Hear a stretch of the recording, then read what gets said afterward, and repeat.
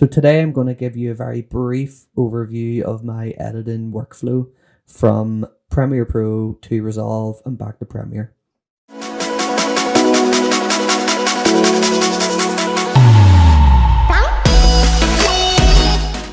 Okay, so let's get started. I have general file structures set up, so when I'm importing footage, I take this file structure and just add my footage and everything else with it. I'm going to base today's sort of workflow rundown on a wedding I recently did. So this is my file structure that I just have saved on my desktop. I just bring that across, rename it, and bring the footage in. I start off actually with Adobe Prelude, so I'll just open that up. I'll just give you a quick view of what Prelude looks like for those who don't use it. It's very handy for importing video. I basically import from SD card to 2 hard drives initially. Okay, so this is Prelude. This is basically how I import my footage. So as you can see, when you go to ingest, you have your drives here. So you're basically going to locate your SD card, your footage, and then import it to, this is the first destination, second destination. Here you can rename, set presets for those. So once all the footage has been imported and backed up via Prelude, I import into Premiere here. And the file structure is very similar to the one that I have originally imported the footage to. Then create a number of sequences. So I base them on scenes and then scene selects and then my main sequence. And this is based on me creating the highlights video. So the scene itself, I create an individual sequence for each part of the day. So the morning, evening, and afternoon. And I'll open up the afternoon here. So you will see, these are all the clips that I took in the afternoon. So basically all I do here is that I run through very quickly the clips just to get an idea of the footage, what I've got to work with. I clean it up a wee bit just by using Q and W on the keyboard. Q will trim the beginning of a clip, so like that. So based on the playhead, it will trim everything before the playhead, and W does the opposite. It trims everything after the playhead for each individual clip. So when you're running through very quickly, I just use the JKL buttons for speeding up. So basically I'll run through each scene, just tidy them up, and if there's a number of clips within the clip, I just use D to cut, and that'll sort of cut the clip up. Now this is quite a new thing for me. I used to not break everything up into sequences. I used to just, from within the actual folders, I used to just do in and outs. That meant then if there was separate clips, I would have to create a duplicate and do another in and out. And to be honest, I find this way a bit more efficient. I see my footage a bit more clearly, and I actually get through it quicker. So once I've sort of cleaned up my scenes, my afternoon, morning, evening, I then have scene selects. So for the afternoon, I will go through the afternoon, select the ones that I really like, bring them into another sequence called afternoon selects. And then these are the ones that I'm happy with, the ones that I may use for the highlights video. So it just narrows down the footage that I've got. So once I've done that for every part of the day, I'll then go into my main sequence. So this is it pretty much done before I bring it in for color grading. So at this point, I will export and bring it into Resolve to color correct and color grade. So Resolve, I'm going to create a new project. I'll just call this YouTube. And then I want to import a timeline. Let's go to where I save this, import the XML.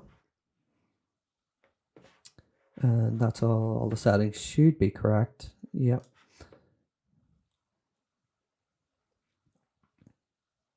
Okay, so this brings in all my clips in order. It also brings in the audio, but I don't worry too much about the audio in here. It's more about the look. Okay, so I'm gonna go over to workspace and color. And this is where I do my editing from. So if you haven't used Resolve, it is actually easy enough to pick up the basics for color correcting and color grading. I'll not go in depth here. I'll just give you a quick overview of my sort of process. Basically, you've got your clips here. You can scroll through these. You've got all your wheels, your curves, everything down here you can use. The only thing I don't use here is the noise reduction and sharpening, because you need the studio version, which I don't have yet. Okay, so basically you've got your nodes here. Your nodes are basically layers. So if you're used to Photoshop, it's very similar to layers. For everything that I do, I create a new node, and I label everything that I do. I start off with saturation. I just want to make sure the saturation is okay overall. We can then change that at a later date. I'll work on the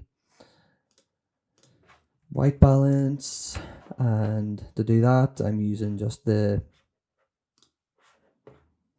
shadows, midtones, highlights, and there's an offset one as well, so I might want to make the shadows more blue, the midtones a bit more red, and it's really just correcting. You don't always need to do too much, depends how it's been shot.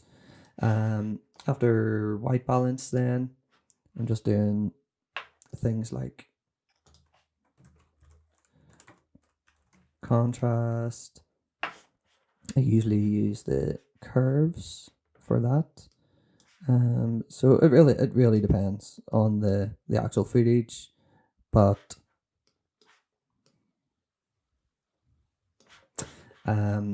basically once I've done the correction for the video, I will then work on the look. And really, again, it depends on the footage, what kind of look you're going for.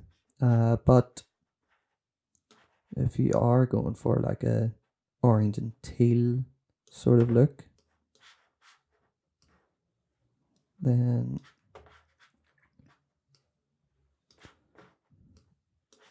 you do that here. And obviously you spend a bit more time and you'll have to go back and change things. Like I would definitely go back and change the saturation, contrast, maybe look at the white balance again. And you're going to be adding more things in here. You can add masks. You can...